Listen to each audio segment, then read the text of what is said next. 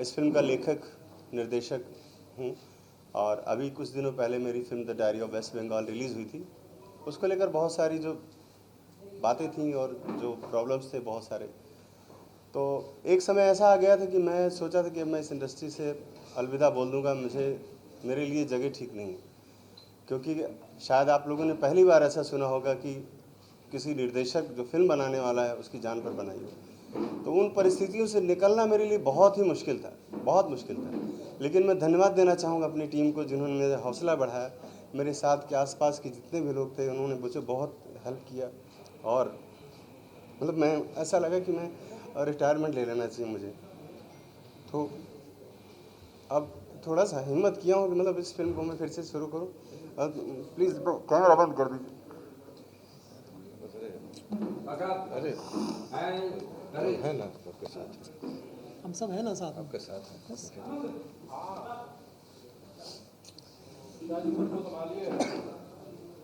Sir बहुत बहुत बधाई हो आपको। सनु सर बहुत बहुत बधाई हो। और आपका जो साहसी कदम है एक निर्देशक के रूप में जी। वो बहुत ही सराहनीय है और सभी उसके लिए बधाई देना चाहेंगे आप और आपको, और बधाई की बात भी है। Sir ji. The diary of Manipur के बारे में जानना चाहते हैं। हाँ जी, बिल्कुल। किस तरह की कहानी होगी? दरअसल इसमें मैंने मनोरंजन का, आम पब्लिक का बहुत ध्यान रखा है, ताकि जो लोग अभी सिनेमा से लोग दूर भाग रहे हैं, मतलब अभी जैसा आप लोग देख रहे हैं कि बहुत बड़ी कोई फिल्म आती है, बहुत बड़े स्टार की फिल्म आती है, तभी लोग घर से बाहर निकलते हैं।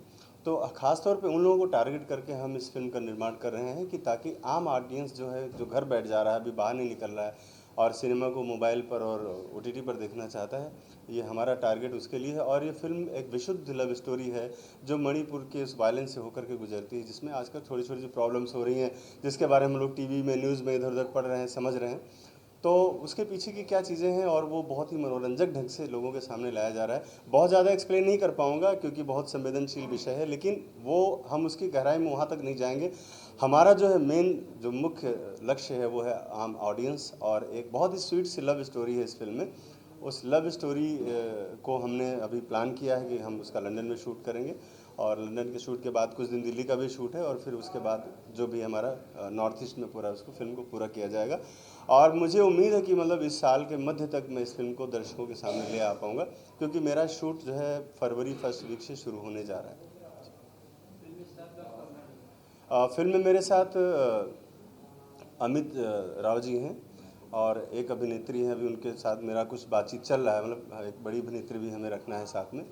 और हमारे साथ मानसी गुलाटी जी हैं, जैसे मैंने आपको बताया कि आप एक मणिपुरी लीडर का रोल आप प्ले कर रही हैं, और मेरे साथ को प्रोड्यूसर मेरे एक्शन डायरेक्टर यामिन खान साहब हैं।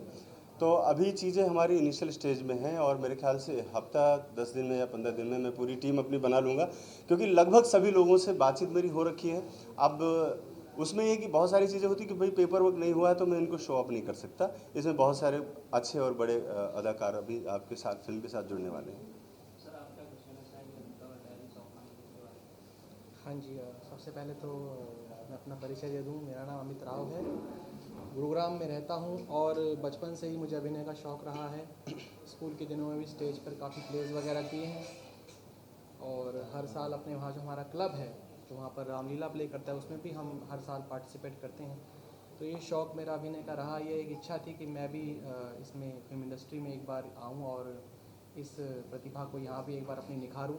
तो हमारे कोच जिन्होंने हमें बचपन से ताइक्वांडो सिखाया, यामिन खान सर, ये इनसे मेरा बहुत अच्छा फैमिली की तरह ही नाता है।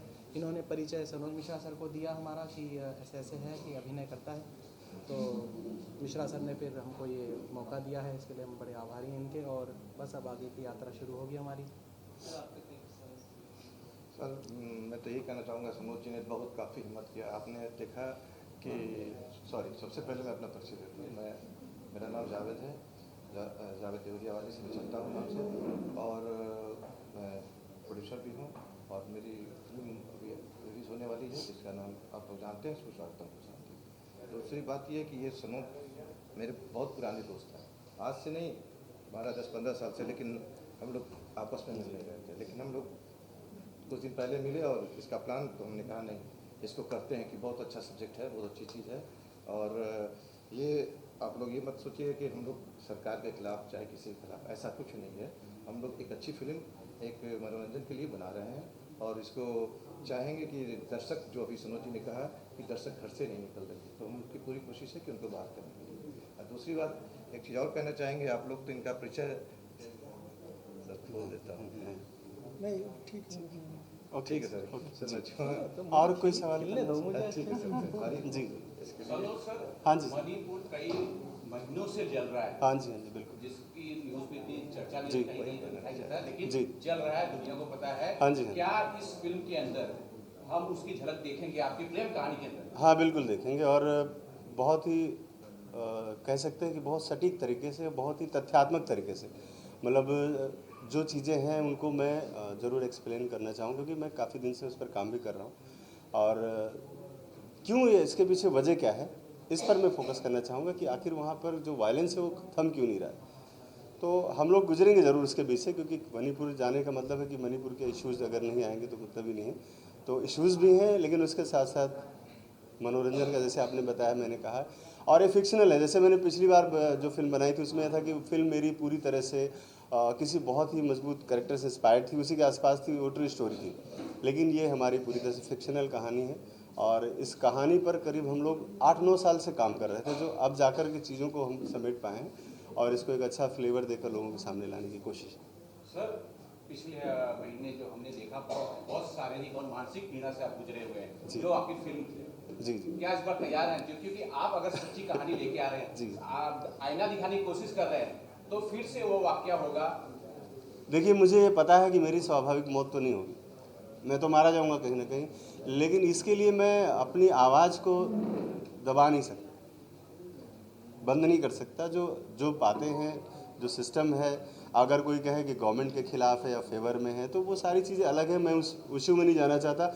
मेरा मुख्य उद्देश्य है सिनेमा बनाना, और सिनेमा बनाते हुए अगर मुझे लगता है मुझे सच बोलना चाहिए तो मैं सच बोलूँगा। अब उसके लिए चाहे कोई मुझे मार दे या जो भी करे या प्रताड़ित करे, जैसे अभी पिछले दिनों में बहुत सारा मैं 2 साल तक झेला हूँ। एक सरकार से लड़ना एक छोटे से निर्देशक के लिए बहुत कितना पेनफुल था, वो मैंने अपनी ज़िंदगी में महसूस किया है, और आगे भी मैं इसके लिए तैयार हूँ, क्योंकि मैंने ये समझ लिया है, ये मुझे पता चल गया है कि मेरी मौत स्वाभाविक नहीं है। जाहिर सी बात है कि फिर कुछ ना कुछ तो होगा मेरे साथ, लेकिन इसके लिए मैं रुकने वाला नहीं हूँ। ये सब आप लोगों की प्रेरणा से, आप सबका आशीर्वाद है, इसलिए मैं आगे बढ़ता रहूँगा। बिल्कुल सर, मणिपुर में ये शूट होगा क्या? क्योंकि अभी तो मणिपुर जल रहा है, हाँ। तो कहानी मणिपुर की है जी। तो क्या ये शूट मणिपुर में होगी? अब बिना मणिपुर के तो फिल्म कंप्लीट नहीं हो सकती है, लिहाजा फिल्म तो मणिपुर में ही शूट होगी, और होगी अपने तरीके से, जिस तरह से हम चाहते हैं वैसे उसी तरीके से फिल्म बनेगी वहाँ। हम कहीं पर मणिपुर क्रिएट नहीं करने वाले कि हम जाके अलग कहीं क्रिएट कर लें और बता दें कि ऐसा है, जैसे आमतौर पर लोग करते हैं। तो वो उतना जज्बा, उतना मादा रखता हूँ, तभी इस फील्ड में आप लोगों के बीच में हूँ। और मैं फिल्म बना के, नाच गाना दिखा के, कैबरे और दुनिया भर का करके अपने युवाओं को भ्रमित करने वाली फिल्में, या जैसे बहुत से वामपंथी लोग बैठे हुए हैं, अनुभव सिन्हा जैसे लोग जो इस तरह से एजेंडा चलाते हैं वामपंथियों का, मैं वैसा नहीं हूँ। मैं फैक्ट्स पे काम करता हूँ और खुले मंच से बोलता हूँ, दावे के साथ बोलता हूँ, और वो दावा हमेशा मेरा मजबूत रहेगा और आगे बढ़ता रहेगा। पर इस फिल्म के लिए कितना रिसर्च सॉरी, रिसर्च कितना रिसर्च देखिए, हम जैसे कि पहले भी मैंने आपको बताया, मेरी पहले की जो फिल्में रही हैं, तो लोग क्या है, गूगल पे बैठ के सर्च कर लेते हैं, यूट्यूब पे देख करके माइंड सेट कर लेते हैं, अच्छा ऐसा हुआ होगा। उसके पीछे ये जानने की कोशिश नहीं करते कि भाई यूट्यूब वाला कोई भगवान है क्या, या कैसे वो सारी बातें यहाँ पे रख रहा है। वो भी कहीं से काल्पनिक चीज़ें बता सकता है, तो आप उसको माइंड में नहीं बिठा सकते। तो मैं तो ग्राउंड लेवल पर काम करने वाला आदमी हूँ। बंगाल डायरी भी थी मेरी, तो उसमें मैंने सारे ह्यूमन राइट्स से मेरे सारे डॉक्यूमेंट्स निकाले, मैंने माननीय न्यायालय से बहुत सारे डॉक्यूमेंट्स कॉपी निकलवाई, उसके आधार पे मैं आगे बढ़ा था, और ग्राउंड लेवल पर जाकर मैंने काम किया, जहाँ से सारी जो गतिविधियाँ होती हैं विदेशी, उन पर जाकर मैंने काम किया। तो सेम वही कंडीशन इधर भी है, मेरा रिसर्च चल रहा है, लेकिन बहुत ज़्यादा लंबा नहीं हुआ है रिसर्च। ये कुछ मैं फिल्म, मेरी जो फिल्म पहले रिलीज़ होने वाली थी उसके करीब 2-4 महीने पहले से मैंने शुरू किया था। बीच में मैं 4 महीने तक मेरा जो माइंड काम नहीं कर रहा था, मैं काम करने की स्थिति में नहीं था, लेकिन अब फिर से मैं वापस रिचार्ज होकर के आया हूँ, और पिछले 1 महीने से मैं फिर लगा हुआ हूँ, और जल्दी ही आप लोगों के सामने लाऊंगा इसको। सनोज जी, जी। जो ट्रू एविडेंस पे मूवीज बनती हैं जी। वो चैलेंजिंग होती है, इससे कोई इनकार नहीं कर सकता, और खुद आप इसके एविडेंस हैं जी। क्या चैलेंजेस होते हैं। अभी जैसे हाल ही में देखा हमने, जिस तरह की मूवीज ट्रू इवेंट्स पर आई हैं, साबरमती हो या फिर केरला जी, स्टोरी हो, जी। कश्मीर फाइल्स हो, इन सब मूवीज को बहुत अच्छी ऑडियंस मिली है। जी। क्या ये आपके मोटिवेशन का जरिया है, जिस वजह से आपने फोकस किया इस movie पर? नहीं, खैर ये मोटिवेशन तो है मेरे साथ, लेकिन उसके साथ साथ ये है कि मैं किसी से अपना कंपेयर नहीं करता हूँ कि उन्होंने ऐसा किया तो मेरे साथ भी ऐसा हो जाएगा। ये मेरा अलग तरीका है, मैं अपने पैटर्न पे काम करने वाला आदमी हूँ। आप इसके पहले भी एक और फिल्म आई थी सिकोदरा कांड पर, लेकिन वो फिल्म का रिस्पॉन्स नहीं रहा रहूँगा, तो इसका मतलब ये नहीं कि वो निर्माता लोग सोचेंगे नहीं हमें फिल्म नहीं बनानी, उन्होंने बनाया और सफल करके दिखाया। तो मुझे लगता है कि हर एक दिन एक नई चीज़ है, अगर मैं नई चीज़ें लेके आ रहा हूँ लोगों के सामने तो लोग पसंद करेंगे। हम किसी से कंपेयर नहीं करते, हाँ, लेकिन ये ट्रू इवेंट्स है तो मुझे लगा इस पर काम करना चाहिए। इससे पहले कोई वामपंथी आके चीज़ों को ख़राब करे, तो मैं अपने तरीके से जो मैं एक